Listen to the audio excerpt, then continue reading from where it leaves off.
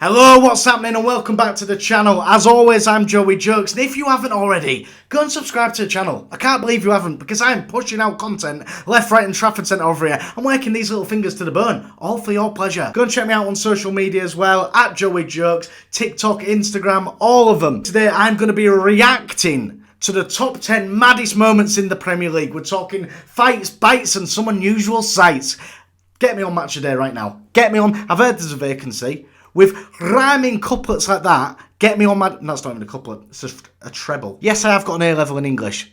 And what? So without further ado, let's get into the top 10 maddest moments in the Premier League. As always, I will definitely have forgot some, so make sure you put them in the comments and let me know which ones I've missed. But I'm starting off at number 10 with a little man called Robert Perez / Thierry Henry. 2005 October. They went up for a penalty and they fluffed the bloody lines, didn't they? We'll have seen it before, but let's dig into the story behind it. Now, I didn't actually realise they was playing Manchester City, and it won't have been the Manchester City that we're used to nowadays. It will have been bang average in 2005. Whereas Arsenal were the bollocks, trust me. They had Thierry Henry, Freddie Ljungberg, Robert Perez, you name them, they've got them. Ashley Cole was probably knocking about before he got his big money move and stabbed him in the back, but... Ashley, do what you want, son. Yeah.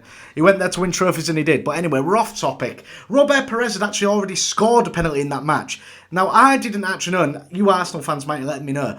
Was he on pens? Was he on pens? Because if Thierry Henry's on the pitch, why ain't he taking a pen? That's what I want to know. So Robert Perez has already scored a pen. They're 1-0 up, and then they've concocted this little idea. Apparently, it was Thierry Henry in Robert's ear. And bear in mind, by the way, little tangent here. If you haven't watched my vlog where I play against Robert Perez, Arsenal Invincible Robert Perez, I play against him, right? Go and watch my vlog. It'll be down there somewhere, all right? So go and watch that because that's an absolute belter. Back to the story. So Thierry Henry's in his ear, and you don't say no to Thierry. If Thierry Henry comes a knocking, you do whatever he says, don't you? That's factual. So I don't blame him for crumbling under the pressure and trying to play Thierry Henry the ball. But what Thierry Henry said is, look, we've got a pen, Robert. You just roll it to me, because the Premier League have never seen anything like that before. Try it up as if you're going to strike the ball yourself. Just roll it to me and I'll tap it away, so I'll do the rest. If I was Perez, I'd have been a bit pissed off, actually. I'm trying to up my goal count, Thierry. And you're minute scoring goals anyway. You do that for fun. Can't I just have my little... Anyway, all about you, Thierry. Fantastic. So anyway, Thierry Henry says, you roll the ball to me, I'll do the rest. They've gone up to do it. I don't know what's happened. Robert must have got a little bit nervous under the pressure or something. He's tried to roll it, studs, yeah, and he's just topped the ball. He's just topped the ball, and the ball hadn't moved. It didn't do one full rotation. So, unfortunately, they could not play on. So, they've made themselves look a real fool there. Now, global football fans will actually realise that Messi and Neymar did this successfully when playing for Barcelona, but unfortunately, Robert Perez and Thierry Henry made themselves look a right twat. So that's why at number 10, I'm putting Robert Perez times Thierry Henry for a stupid little penalty. Just stick it, Brexit style. Stick it away. Sean Dyche. Alright?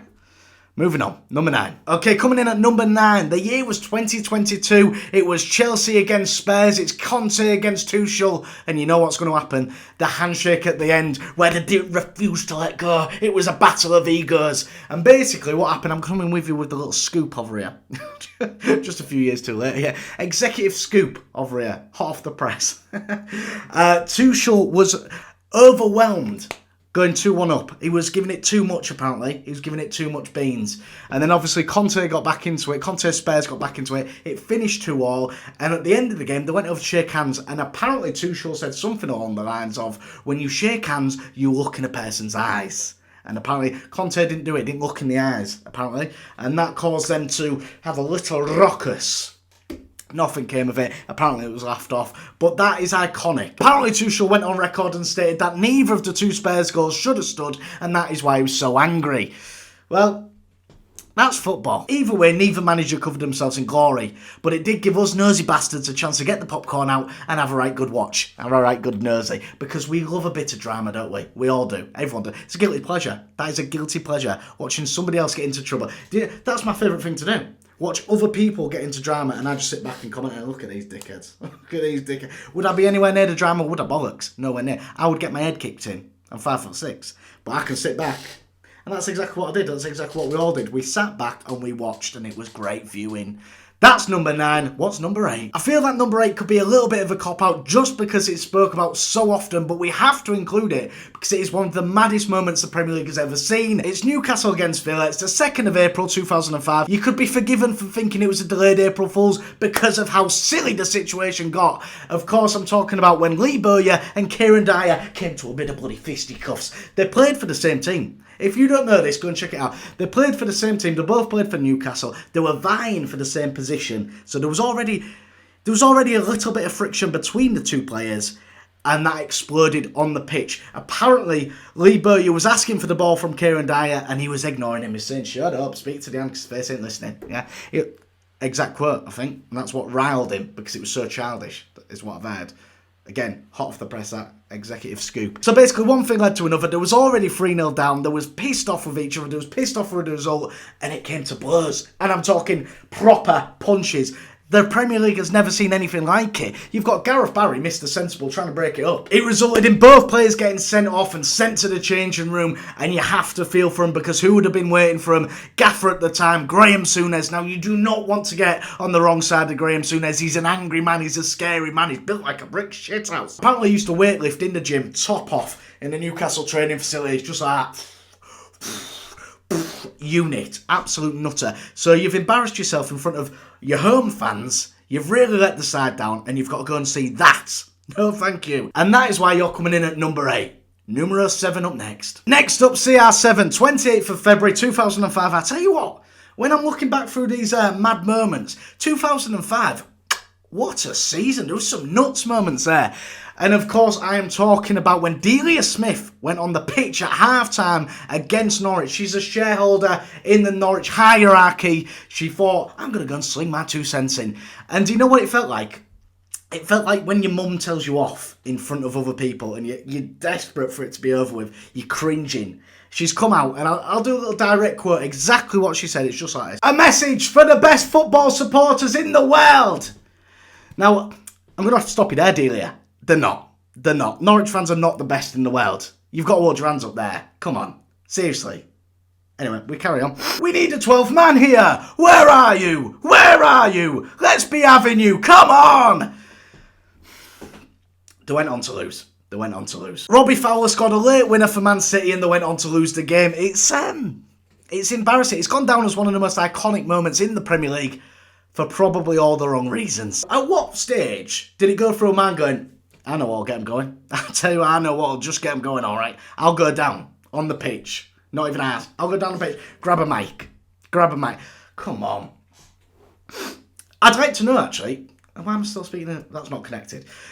I'd like to know if there are any Norwich fans who were there at that time. How did that go down? I can't imagine well. I cannot imagine well. Number 6. October 17th, 2009. It's Sunderland versus Liverpool and Darren Bent's just had a shot on goal. What happens next? You tell me. Nah, you know what it is. The beach ball. The infamous beach ball. Darren Bent's had a shot on goal. Pepe Reina's about to save it. And what happens? It hits a beach ball and goes in. Should it have stood? Absolutely not. And I'll tell you for why. As per laws of the game, the goal should not have stood because of an outside interference. However, VAR did not exist then. It would most certainly have got ruled out and we would have not really been speaking about it any longer because it had just been like, yeah, got ruled out. And that's what's wrong about VAR. It's killed football. It's killed these moments. And it's just robotic now, isn't it? Oh, football. Yeah, they scored. Or that was a talking point for years, and we're still talking about it now. I'm doing a video about it now in 2024. That's what you lose with VAR, the talking points. You get to work on the Monday. Jesus Christ, Dave, did you see Darren Bent's goal? Yeah, it should have never stood. I think it should have stood, actually, Steve. And you converse, you have the debates, and it's fantastic. VAR's killed it. It has absolutely killed. The only thing I like about VAR is that sometimes it gets it wrong, so we can still have that debate. But honestly, we wouldn't have been speaking about this beach ball if VAR would have existed back then. So without sounding like an old fuddy-duddy up in this bitch, get rid of VAR and let's go back to bloody basics. 4-4-2, Bovril. Number 5. Number 5. Wenger's 1,000th game. Is that 1,000th game as manager? Arsenal gaffer for 1,000 games. That's incredible. I don't think that'll ever be done again. Surely not. Surely that's never been done. That's never happening again. 1,000 games! And I tell you what, the fans turned on him at the end, didn't they? You fucking fickle bastards. 1,000 games, that's unreal. I don't think that'll ever happen again. And if it has, again, Like I say, I'm not the most knowledgeable. I just like football. So put it in the comments. If somebody has done it in the Prem, put it in the comments, but I doubt it has. That's an unbelievable little tenure. It's his 1,000th game in charge, and it could not have got off to a worse start. They're 2-0 down, and it's not even 17 minutes on the clock when this happens. Oxlade-Chamberlain handles the ball in the penalty area, resulting in a red card. But who's the bloody ref give it to? He gives a red card to Kieran Gibbs. Andre Mariner, also known as Dre, that's from him. That's a nickname he created himself. I didn't make that up. He calls himself Dre.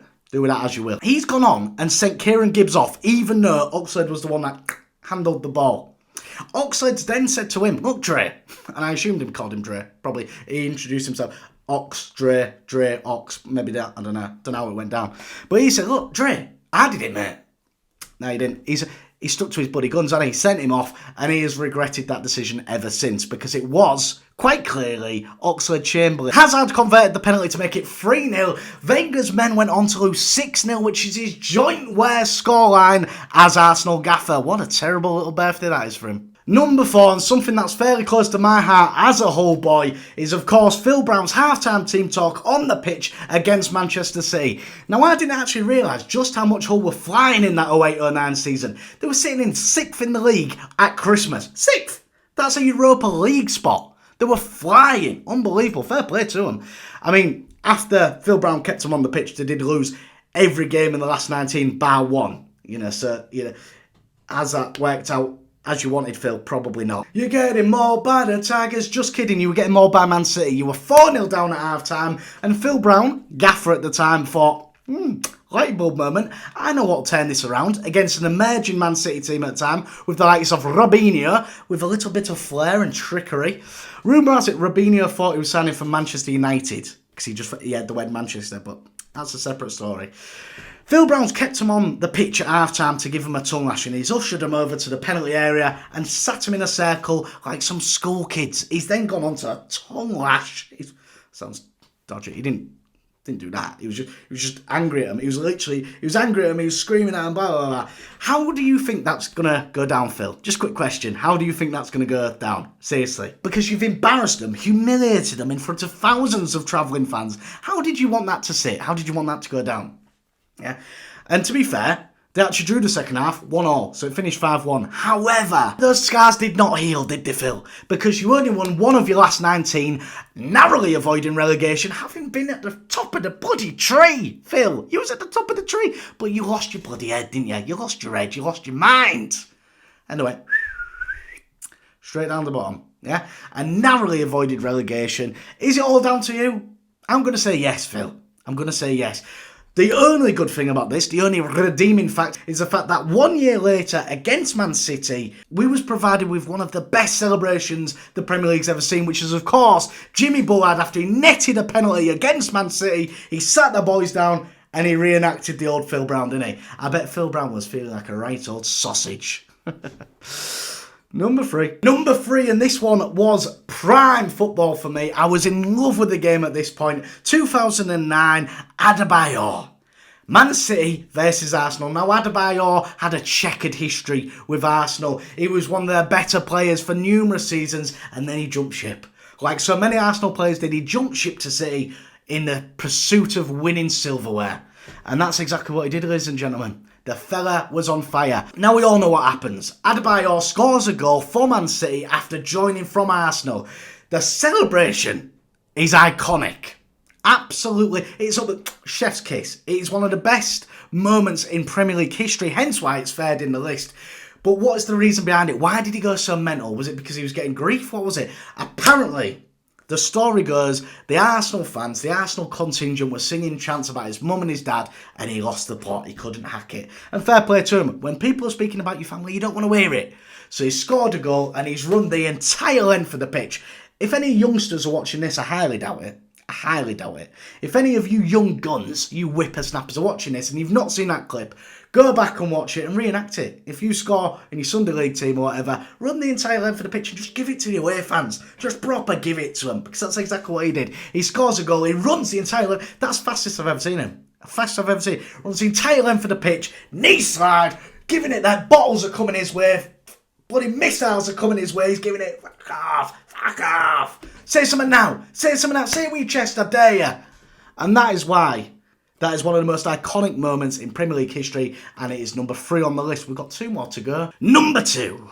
It's the 21st of April 2013, and a little man called Suarez is on the scene. It's Liverpool-Chelsea. Now, if you know anything about ball at all, that rhymes.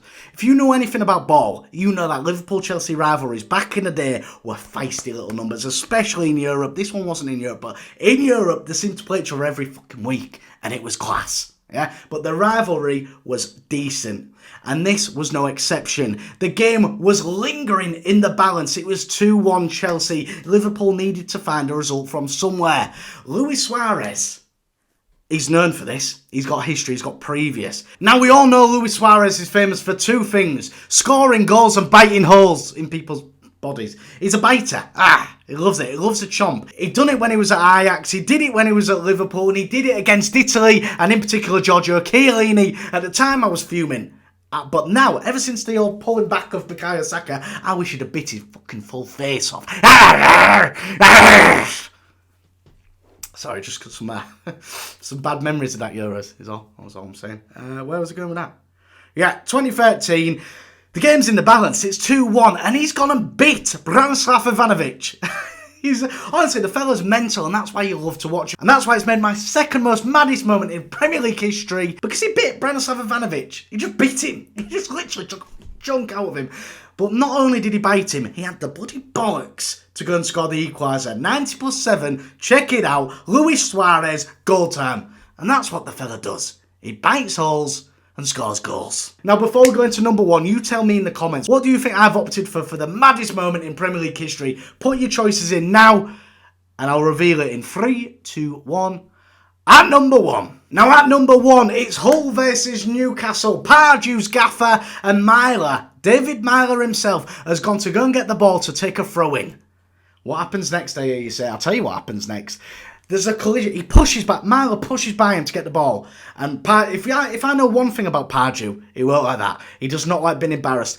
He has been called on numerous podcasts Chocolado because he loves himself. So if he's got the idea that he's been embarrassed in any way, shape or form by anybody, he wants revenge, he wants retribution. And that's exactly what he did. Because he nutted. He literally, a manager of a football team headbutted a player. Get on board with that if you will. A manager of a football team, can you ever imagine that? A manager of a football team nutted, stuck nuts on David Myler, who was at Hull City at the time. And this was probably in that period where Pardew got that 10-year contract. I bet after that, they was really regretting that. I bet they're still paying him out now, to be honest, because that is an insane 10-year contract. And also, just a little tangent with Pardew. Remember that dance in the FA Cup final? What a bell end. And I'm glad United went on to win that, because you looked a tosser. Never count your chickens before they hatch and never celebrate too soon. 2 rules I live my life by. Absolutely always have done, always will do. Thank you very much. Now at this point, Newcastle winning 3-1. The game was never in danger.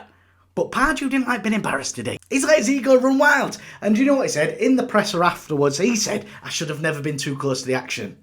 You should have just never butted him. You should have never butted him. Let alone be too close to the action. Get as close as you want, hang on some, but don't stick nuts on people. You mad bastard.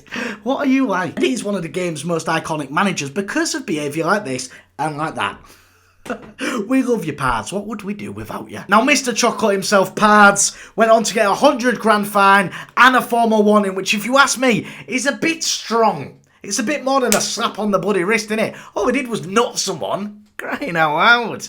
Anyway, that was number 1. Pardew's headbutt on David Myler is my maddest moment from the Premier League era. What's yours? Let me know in the comments. I've inevitably missed some out, so let me know what I've missed out. I've been Joey Jokes. As always, please go and like and follow my content. Subscribe if you haven't already, and just enjoy yourselves, because we only get one life, alright? So live it. See you on the other side. Love you all.